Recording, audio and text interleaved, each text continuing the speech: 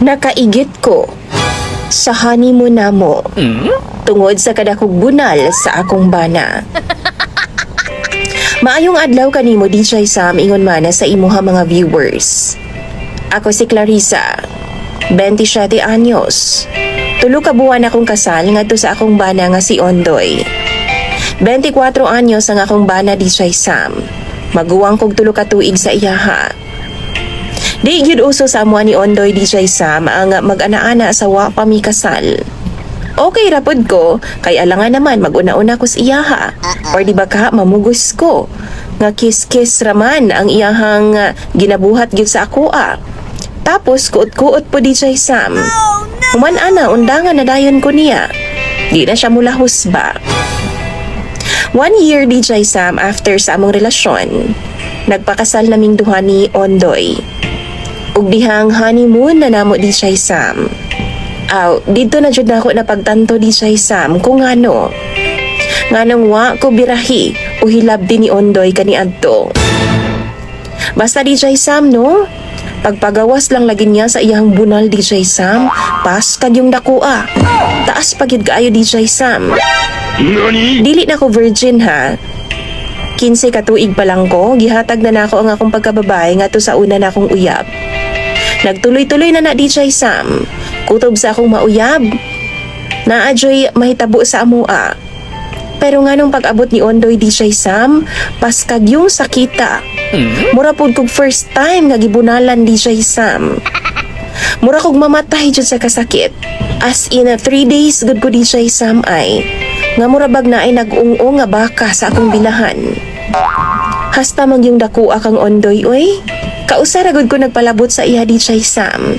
Ugwa na gid ko magpausab pa kay grabe na gid akong syagit-syagit. Di na gid makaya DJ Sam. Gusto pa unta siya, pero sakto na. Kay di naman gid ako kaya ang iyang bunal. Grabe jud na akong hilak pagkahuman namo. Nag-agay-agay jud kog taman DJ Sam. Kabaw mo nakaigit gud ko sa kasakit ay. Kay sigihan naman ako siyag tulak pero musakyud pa man gyud siya DJ Sam. Padayon gihapon siya duot. Padayon gihapon siya siyang gibati. Kabaw mo? Murag nang guot og nagdasok gud ang akong pantog DJ Sam. Ang akong mga tinai, murag nagdasok gid in taon. Wa ko makasabot sa akong gibati.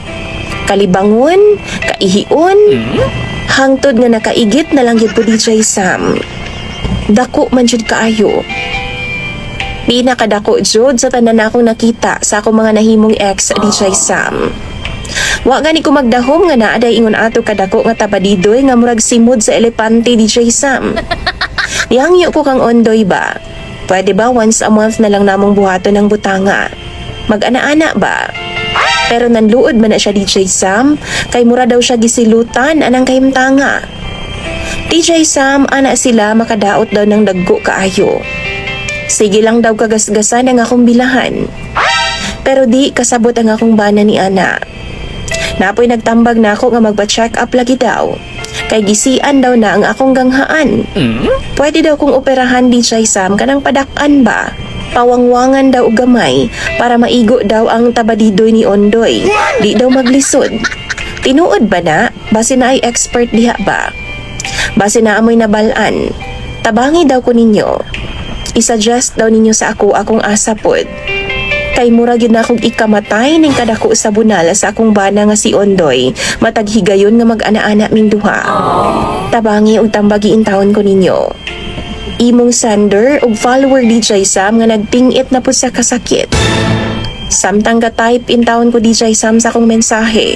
Kay bag-o naman pod kong gibirahan ni Ondoy. Clarissa.